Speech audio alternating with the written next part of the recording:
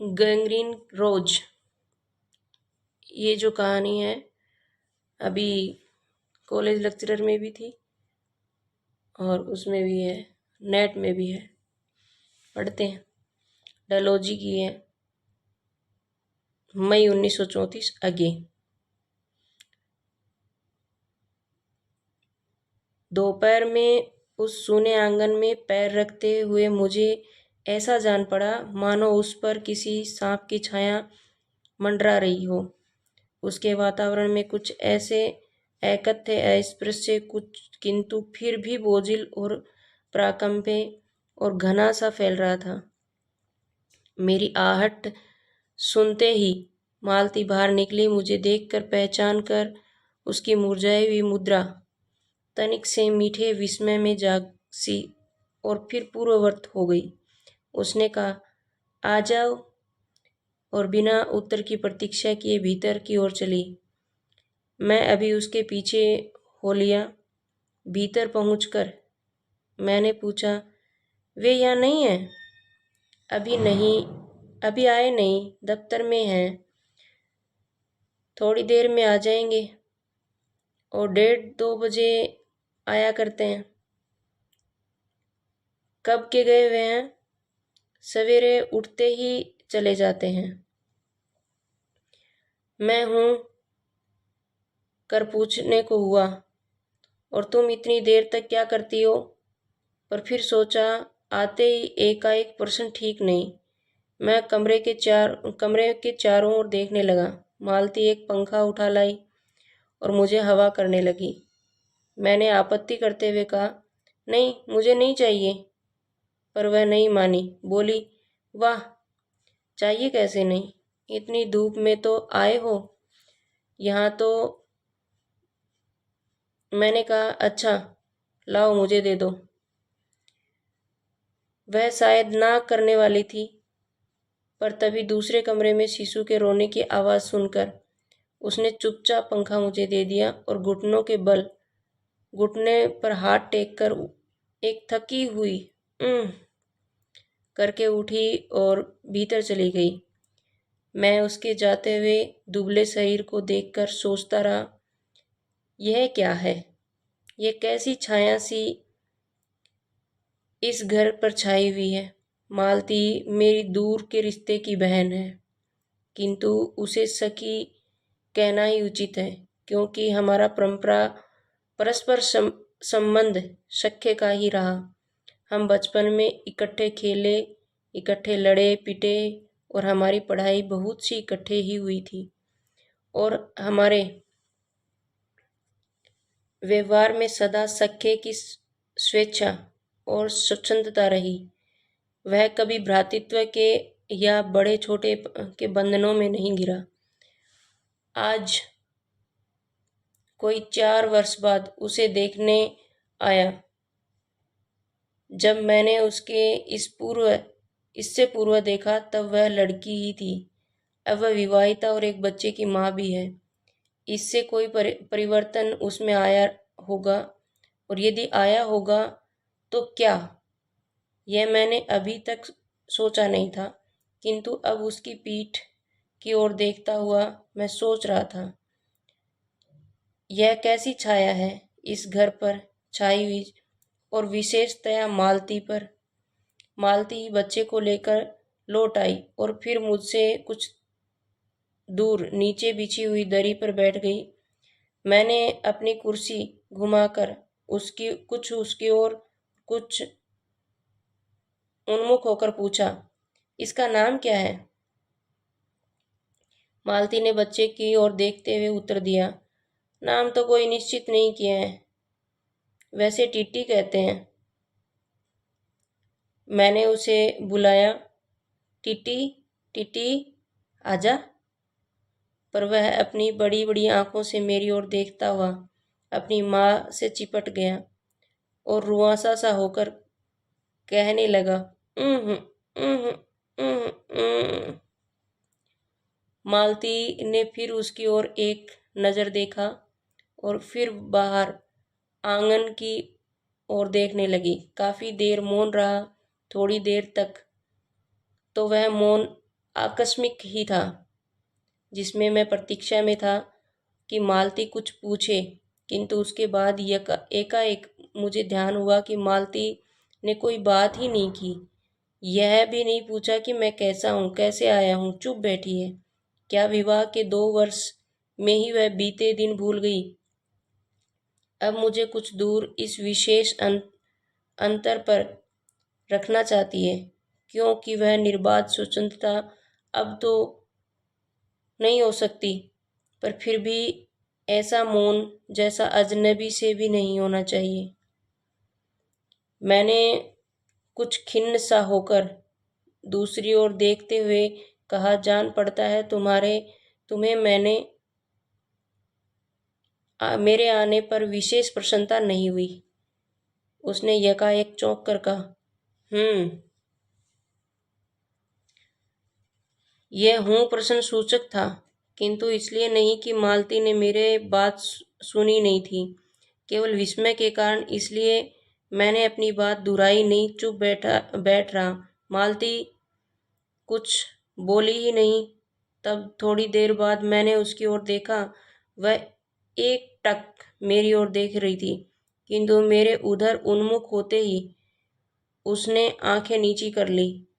फिर भी मैंने देखा, उन आंखों में कुछ विचित्र सा भाव था, मानो मालती के भीतर कहीं कुछ चेष्टा कर रहा हो, किसी बीती हुई बात को याद करने की और किसी बिखरे हुए वायुमंडल को पुनः जगाकर गतिमान करने की, किसी टूटे हुए व्यवहार तंतु को पुनर्जीवित करने की, और चेष्टा में सफल न हो रहा हो। वैसे जैसे देर के से प्रयोग में न लाया हुए अंग को व्यक्ति एकाएक उठाने लगे और पाए कि वह उठता ही नहीं है। चीर विस्मृति में मानो मर गया। उतने क्षीण बल से, यद्यपि सारा प्राप्य बल है, उठा नहीं सकता। मुझे ऐसा जान पड़ा मानो किसी जीवित प्राणी के गले में किसी मृत जंतु का तोंक डाल दिया। वह उसे उतार कर फेंकना चाहे, पर उतार न पाए। तभी किसी के किवाड़ खटखटाए। मैंने मालती की ओर देखा, पर वह हिली नहीं। जब किवाड़ दूसरी बार खटखटाए, तब वह शिशु को अलग करके उठी और किवाड़ खोलने गई। वे यानी मालती के पति आए। मैंने उन्हें पहली बार देखा था, यद्यपि फोटो में से उन्हें पहचानता परिचय हुआ। मालती खाना तैयार करके आंगन में चली गई और हमने दोनों भीतर बैठे बातचीत करने लगे, उसकी नौकरी के बारे में, उसके जीवन के बारे में, उस स्थान के बारे में और ऐसे अन्य विषयों के बारे में जो पहले परिचय पर उठा करते हैं। एक तरह का स्वर अक्षात्मक कवच बनकर। मालती के पति का नाम महेश्वर है। वह एक पहाड़ी की सरकार डिस्पेंसरी में डॉक्टर है। उसी हैसियत से इन क्वार्टरों में रहते हैं। प्रातःकाल 7 बजे डिस्पेंसरी चले जाते हैं और 1:30-2 बजे लौटते हैं। उसके बाद दोपहर भर छुट्टी रहती है। केवल शाम को 1-2 घंटे फिर चक्कर लगाने के लिए जाते हैं। डिस्पेंसरी के साथ के छोटे से अस्पताल में पड़े हुए रोगियों को देखने और अन्य जरूरी हिदायतें करने। उनका जीवन भी बिल्कुल एक निकृष्ट ढर्रे पर चलता है। नित्य वही काम, उसी प्रकार के मरीज, वही हिदायतें, वही नुस्खे, वही दवाइयाँ वह स्वयं उकताए हुए हैं। इसलिए और साथ ही इस भयंकर गर्मी के कारण वह अपने फुर्सत के समय में भी सुस्त ही रहते हैं। मालती हम दोनों के लिए खाना ले आई। मैंने पूछा, तुम नहीं खाओगी या खा चुकी? महेश्वर बोले कुछ हंसकर, वह पीछे खाया करती है। पति 2:30 बजे खाना खाने आते हैं, इसलिए पत्नी 3 बजे तक भूखी बैठी रहेगी। महेश्वर खाना आरंभ करते हुए मेरी ओर देखकर बोले, आपको तो का मजा ही क्या आएगा, ऐसे बेवक्त खा रहे हैं। मैंने उत्तर दिया, वाह, देर से खाने का तो और अच्छा लगता है। भूख बड़ी भी होती है, पर शायद मालती बहन को कष्ट होगा। मालती टोक कर बोली, मेरे लिए तो यह नई बात नहीं है, रोज ही ऐसा होता है। मालती बच्चे को गोद में लिए हुए थी। बच्चा रो रहा था, पर उसकी ओर कोई ध्यान नहीं दे रहा था। मैंने कहा, यह रोता क्यों है? मालती बोली, हो ही गया है चिड़चिड़ा सा, हमेशा ऐसा ही रहता है। फिर बच्चे को डांट कर कहा, चुप कर, जिससे वह और भी रोने लगा। मालती ने भूमि पर बैठा दिया और बोली, अच्छा ले रो ले, और रोटी लेने आंगन की ओर चली गई। जब हमने भोजन समाप्त कर दिया तब 3 बजने वाले थे। महेश्वर ने बताया कि उन्हें आज जल्दी अस्पताल जाना है। यहाँ 1-2 चिंताजनक केस आए हैं जिनका ऑपरेशन करना पड़ेगा। 2 की शायद टांग काटनी पड़े, गैंग्रीन हो गया है। थोड़ी देर में वह चले गए। मालती किवाड़ बंद कराई, मेरे पास बैठने ही लगी थी कि मैंने कहा, अब खाना तो खा लो। मैं उतनी देर टिट्टी से खेलता हूँ। वह बोली, खा लूँगी, मेरे खाने की कौन बात है, किंतु चली गई। मैं टिट्टी को हाथ में लेकर झुलाने लगा, जिससे वह कुछ देर के लिए शांत हो गया। कुछ दूर, शायद अस्पताल में ही, 3 खड़के। एकाएक में चौंका। मैंने सुना मालती वहीं आंगन में बैठी अपने आप ही एक लंबी सी थकी हुई सांस के साथ कह रही है, 3 बज गए। मानो बड़ी तपस्या के बाद कोई कार्य संपन्न हो गया हो। थोड़ी ही देर में मालती फिर आ गई। मैंने पूछा, तुम्हारे लिए कुछ बचा भी था? सब कुछ तो बहुत था। हाँ, बहुत था, भाजी तो सारी मैं ही खा गया। वहाँ बचा कुछ होगा नहीं, यों ही रोब तो न जमाओ कि बहुत था, मैंने हंसकर कहा। मालती मानो किसी और विषय की बात कहती हुई बोली, यहाँ सब्जी वब्जी तो कुछ होती ही नहीं, कोई आता जाता है तो नीचे से मंगा लेते हैं। मुझे आए 15 दिन हुए, जो सब्जी साथ लाए थे वही अभी बढ़ती जा रही है। मैंने पूछा, नौकर कोई नहीं है? कोई ठीक मिला ही नहीं, शायद 1-2 दिन के में हो जाए। बर्तन भी तुम ही मांजती हो, और कौन? कहकर मालती क्षण भर आंगन में जाकर लौट आई। मैंने पूछा, कहाँ गई थी? आज पानी ही नहीं है, बर्तन कैसे मांजेंगे? क्यों, पानी को क्या हुआ? रोज ही होता है, अभी वक्त पर तो आता नहीं। आज शाम को 7 बजे आएगा, तब बर्तन मंजेंगे। चलो, तुम्हें 7 बजे तक छुट्टी हुई। कहते हुए मैं मन ही मन सोचने लगा, अब इसे रात के 11 बजे तक काम करना पड़ेगा। छुट्टी क्या खाक हुई? यही उसने कहा। मेरे पास कोई उत्तर नहीं था। मेरी सहायता टिट्टी ने की।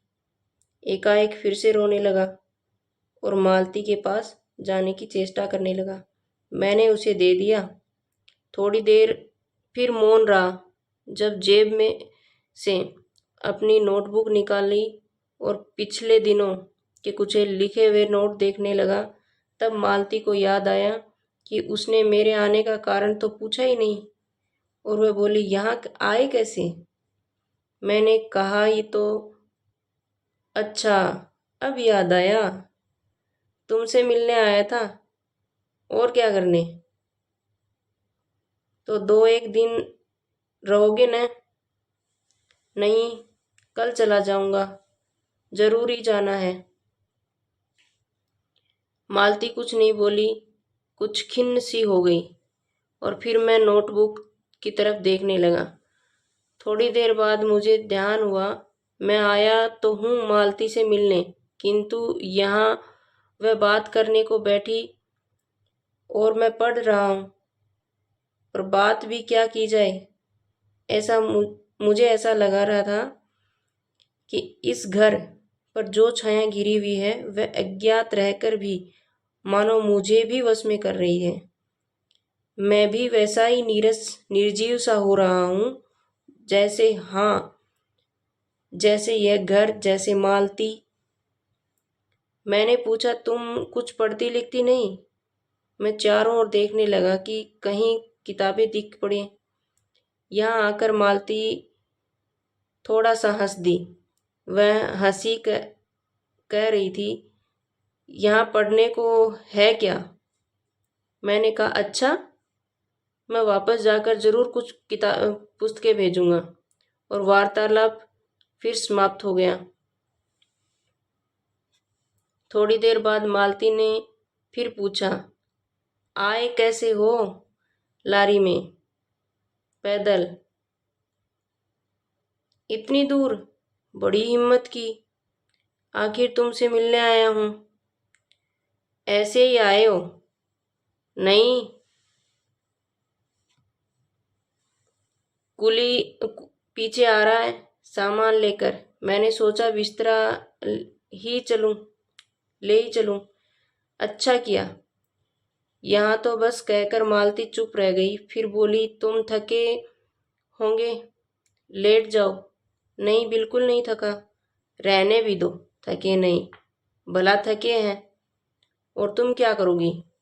मैं बर्तन मांज रखती हूँ, पानी आएगा तो धुल जाएंगे। मैंने कहा, वाह, क्योंकि और कोई बात मुझे सूझी नहीं। थोड़ी देर में मालती उठी और चली गई टीटी को साथ लेकर। तब मैं भी लेट गया और छत की ओर देखने लगा।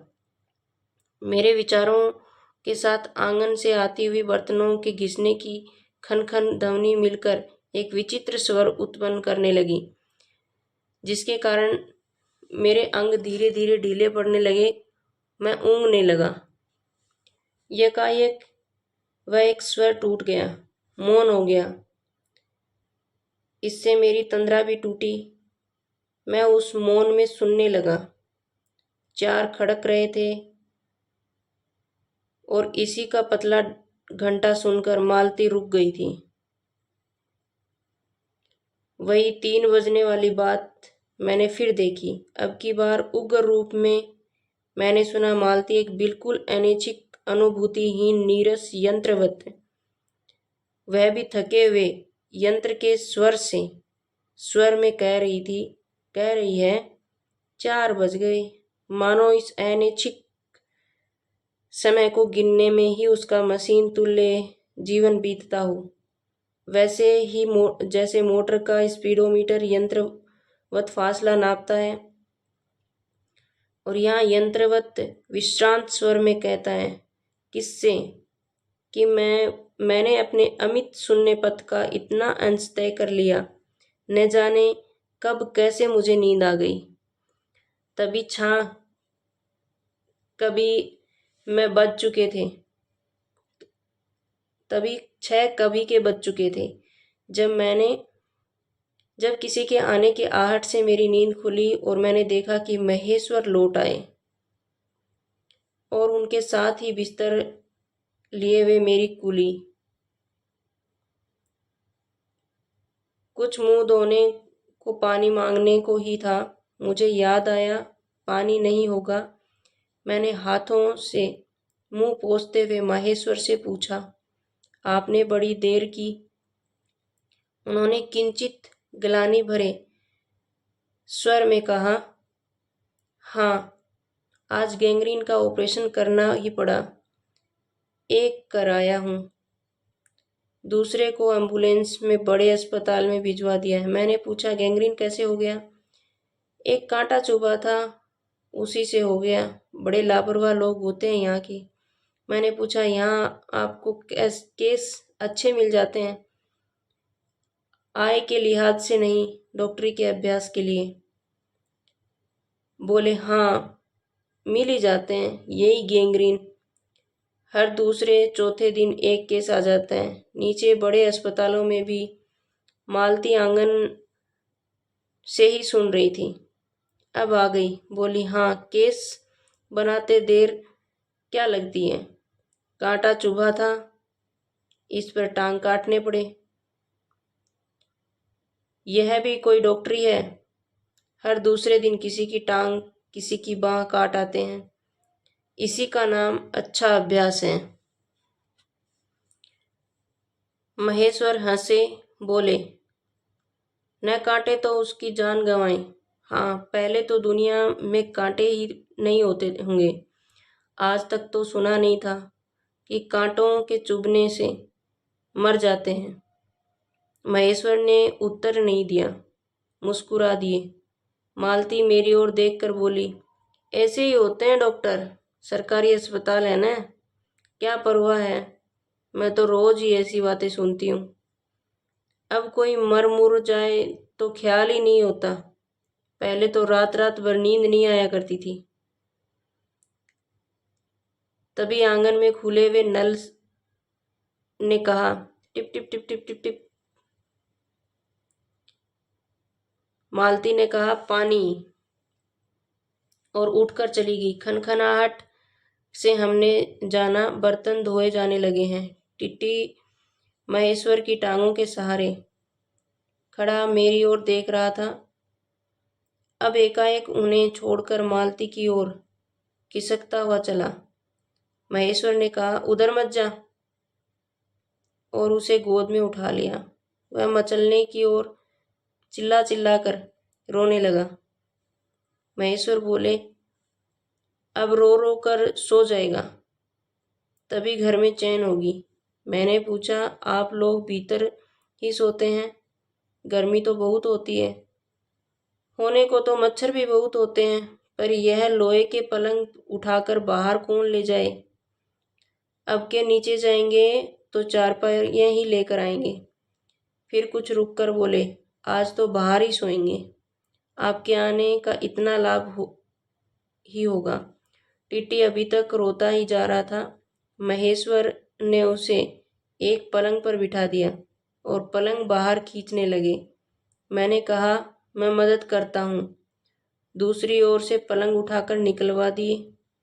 अब हम तीनों, महेश्वर, टिट्टी और मैं, दो पलंगों पर बैठ गए। वार्तालाप के लिए उपयुक्त विषय न पाकर उस कमी को छुपाने के लिए टिट्टी से खेलने लगे। बाहर आकर कुछ चुप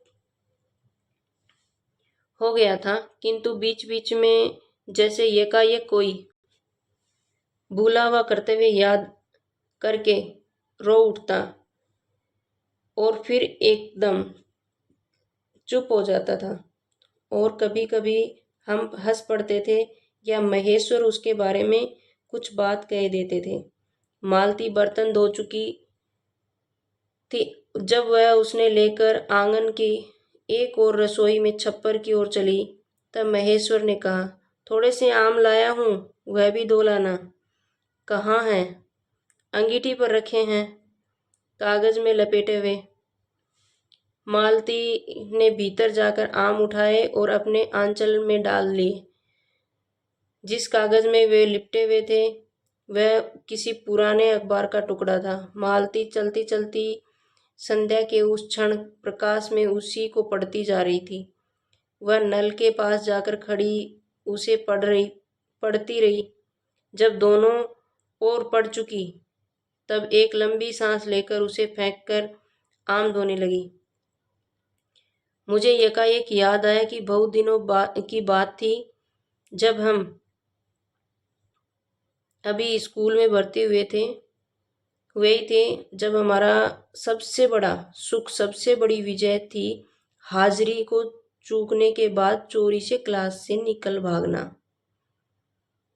और स्कूल से कुछ दूरी पर आम के बगीचे में पेड़ों पर चढ़कर कच्ची आमियां तोड़ तोड़ कर खाना। मुझे याद आया, कभी जब मैं भाग जाता और मालती नहीं आ पाती, तब मैं भी खिन्न मन लौट कर आया करता था। मालती कुछ नहीं पढ़ती थी। मैंने उसके माता पिता तंग थे। एक दिन उसके पिता ने उसे एक पुस्तक लाकर दी और कहा कि इसके 20 पेज रोज पढ़ा करो। हफ्ते भर बाद मैं देखूं कि इसे समाप्त कर चुकी हो, नहीं तो मार मार कर चमड़ी उधेड़ दूंगा। मालती को चुपचाप किताब ले ली, पर क्या उसे पढ़ी? वह नित्य उसके 10 पन्ने 20 पेज फाड़ कर फेंक देती, अपने खेल में किसी भांति फर्क न पड़ने देती। जब 8वें दिन उसके पिता ने पूछा, किताब समाप्त कर ली? तो उत्तर दिया, हाँ कर ली। पिता ने कहा, लाओ मैं प्रश्न पूछूंगा। तो चुप खड़ी रही। पिता ने कहा तो उद्दत स्वर में बोली, किताब मैंने फाड़ कर फेंक दी, मैं नहीं पढ़ूंगी। उसके बाद वह बहुत पीटी, पर वह अलग बात है। इस समय मैं यही सोच रहा था कि वह उद्दत और चंचल मालती आज कितनी सीधी हो गई है, कितनी शांत, और एक अखबार के टुकड़े को तरसती है। यह क्या यह? तभी माहेश्वर ने पूछा, रोटी कब बनेगी? बस अभी बनाती हूँ। पर अब की बार जब मालती रसोई की ओर जाने लगी, तब टीटी की कर्तव्य भावना बहुत विस्तीर्ण हो गई। वह मालती की ओर हाथ बढ़ाकर रोने लगा और नहीं माना। मालती उसे भी गोद में लेकर चली गई। रसोई में बैठकर एक हाथ से थपकने और दूसरे से कोई छोटे डिब्बे उठाकर अपने सामने रखने लगी, और हम दोनों चुपचाप रात्रि की और भोजन की ओर एक दूसरे के कुछ कहने की और न जाने किस किस न्यूनता की पूर्ति की प्रतीक्षा करने लगे। हम भोजन कर चुके थे और बिस्तरों पर लेट गए थे और टीटी सो गया था। मालती पलंग के एक ओर मोम जामा बिछाकर उसे उस पर लिटा गई थी। वह सो गया था, पर नींद में कभी कभी चौंक कर उठता था।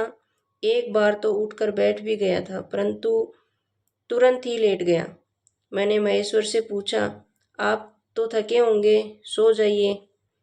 वह बोला, थके तो आप भी अधिक होंगे, 18 मील पैदल चलकर आए हैं। किंतु उनके स्वर ने मानो जोड़ दिया, थका तो मैं भी हूं। मैं चुप रहा। थोड़ी देर में किसी अपर संज्ञा ने मुझे बताया वह ऊँघ रहे हैं। तब लगभग 10:30 बजे थे। मालती भोजन कर रही थी। मैं थोड़ी देर मालती की ओर देखता रहा। वह किसी विचार में, यद्यपि बहुत सारे विचार में नहीं, लीन हुई धीरे धीरे खाना खा रही थी। मैं फिर इधर उधर खिसक कर आराम से सो गया। आकाश की ओर देखने लगा। पूर्णिमा थी। आकाश अनभर था। मैंने देखा उस सरकारी क्वार्टर की दिन में अत्यंत शुष्क और नीरस लगने वाली स्लेट की छत भी चांदनी में चमक रही है।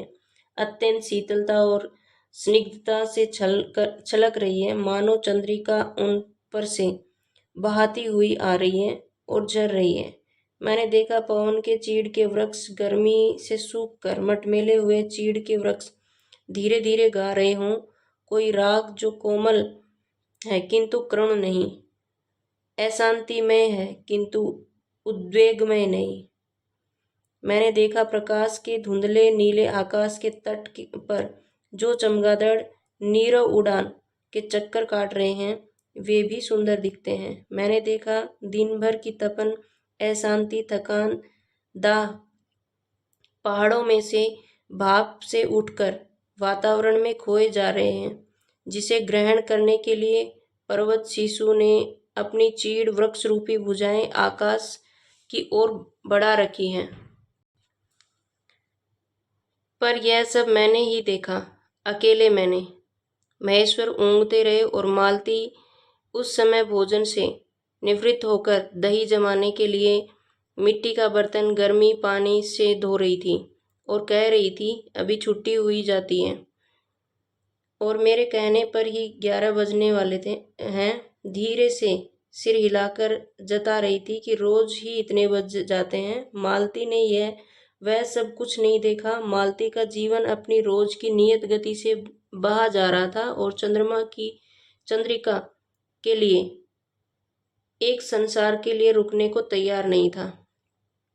चांदनी में शिशु कैसा लगता है, इस अलस जिज्ञासा में मैंने टीटी की ओर देखा और एकाएक मानो किसी सेस्वाउचित वामता से उठा और खिसक कर पलंग के नीचे गिर पड़ा और चिल्ला चिल्ला कर रोने लगा। महेश्वर ने चौंक कर कहा, क्या हुआ? मैं झपट कर उसे उठाने दौड़ा। मालती रसोई के बाहर निकल आई। मैंने उस खट शब्द को याद करके धीरे से करुणा भरे स्वर में कहा, चोट बहुत लग गई है बेचारे के। यह सब मानो एक ही क्षण में एक ही क्रिया की गति में हो गया। मालती ने रोते हुए शिशु को मुझसे लेने के लिए हाथ बढ़ाते हुए कहा, इसके चोटें लगती रहती हैं, रोज ही गिर पड़ता है। एक छोटे क्षण भर के लिए मैं स्तब्ध हो गया। फिर एकाएक मेरे मन में मेरे समूचे अस्तित्व ने विद्रोह के स्वर में कहा, मेरे मन ने भीतर ही बाहर एक शब्द भी नहीं निकला। माँ, युवती माँ, यह तुम्हारे हृदय को क्या हो गया जो तुम अपने एकमात्र बच्चे के गिरने पर ऐसी बात कह सकती हो, और यह अभी जब तुम्हारा सारा जीवन तुम्हारे आगे है। और तब एकाएक मैंने जाना कि वह भावना मिथ्या नहीं है। मैंने देखा कि सचमुच उस कुटुंब में कोई गहरी भयंकर छाया घर कर गई है। उसके जीवन के इस पहले ही यौवन में धुन की तरह लग गई है। उसका इतना अभिन्न अंग हो गई है कि वे उसे पहचानते ही नहीं, उसी की परिधि में घिरे हुए चलते जा रहे हैं। कि इतना ही नहीं, मैंने उस छाया को देख भी लिया। इतनी देर में पूर्व शांति हो गई। महेश्वर फिर लेटकर ऊँघ रहे थे। टिट्टी मालती के लेटे हुए शरीर से चिपटकर चुप हो गया था। यद्यपि किसी एक आध सिसकी उसके छोटे से शरीर को हिला देती, मैं भी अनुभव करने लगा था कि बिस्तर अच्छा सा लग रहा है। मालती चुपचाप ऊपर आकाश में देख रही थी, किंतु क्या चंद्रिका को या तारों को। तभी 11 बजे का घंटा बजा। मैंने अपनी सारी भारी हो रही पलकें उठाकर अकस्मात किसी एक अस्पष्ट प्रतीक्षा से मालती की ओर देखा। 11 बजे के पहले घंटे की खड़कन के साथ ही मालती की छाती एकाएक फफोले की भांति उठी और धीरे धीरे बैठने लगी, और घंटा ध्वनि के कंपन के साथ ही मुंह खो जाने वाली आवाज में उसने कहा, 11 बज गए हैं। ये थी कहानी गैंग्रीन रोज, जो कि कंप्लीट हो गई। मिलते हैं अगले वीडियो में।